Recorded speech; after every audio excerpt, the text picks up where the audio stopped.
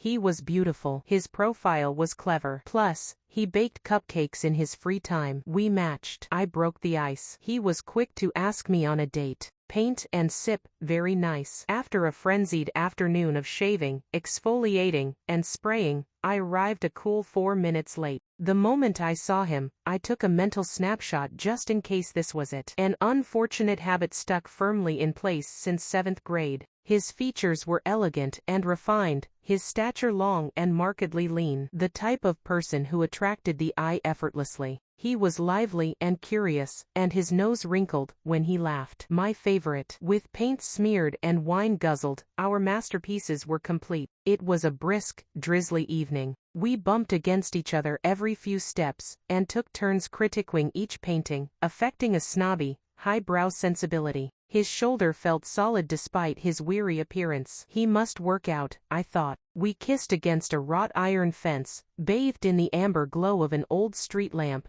his tongue gentle and sweet against mine. He pulled away for a moment, cupping my face affectionately. You taste so good. He leaned back in, pressing more passionately than before. His tongue ventured deeper and deeper into my mouth, probing, exploring. Before I knew it, it stroked my uvula. My stomach heaved, and a surge of bile rose in my throat. I instinctively tried to push him away, out of the splash zone, but he was dense, and did not budge. My nausea was quickly replaced with sheer embarrassment. He apologized endlessly and admitted that he had not done this in a very long time. The abashed flush only made his face more handsome. I mentally placed our paintings side by side above the tasteful couch we were certain to share in a year, maybe 2. But even perfect evenings must end. I'll call you an Uber, he declared. How chivalrous of you. Thank you, but there's no need. I live like 3 blocks that way. No way. What cross street? 87th and Amsterdam. You're kidding. I live right there, he nearly shouted. We giggled like children as we continued along, referencing to our old inside jokes.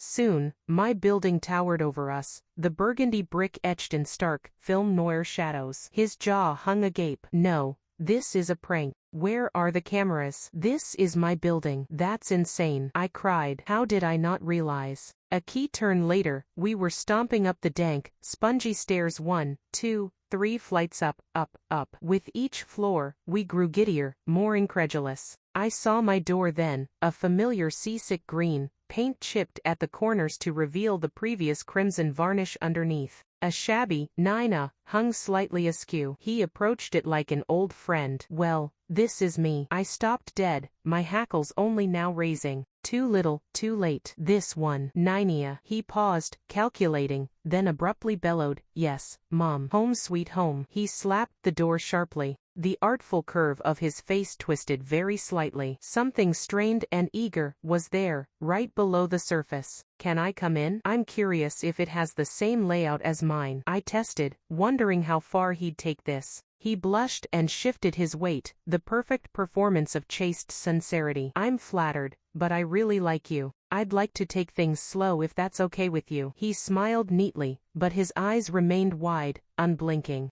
There we stayed for an uncomfortably long moment. I wasn't sure where to go from here. I understand. Thank you for a wonderful evening. I presented my hand for a friendly shake, chest puffed out with counterfeit confidence. Behind my ribcage, my heart galloped wildly. He must-the heard it too. His spindly fingers laced through mine, the skin cool and waxy. How did I not notice that before? You'll see me again. Sooner than you think, neighbor. His strained cheeriness made my stomach churn. I left him there, outside the door to my own home, and continued up the stairs, fighting the urge to sprint away. Where else could I go but the roof? The night air stung my adrenaline-soaked skin. I flew to the crumbling edge, and peered at the dizzying sidewalk below. The minutes slid by slowly, but finally, the front door squealed open. 1, 2, 3 crisp footsteps, and there he was so many flights below me. He looked small all the way down there. He remained perfectly still. What was he doing? I thought of those big cats in Nat Geo documentaries, infinitely patient, ever ravenous. My pulse roared in my ears. I did not make a sound, I swear. And yet, that lovely head swiveled 180 degrees, his wide-eyed gaze immediately locating me. There we remained, tortuously frozen in time.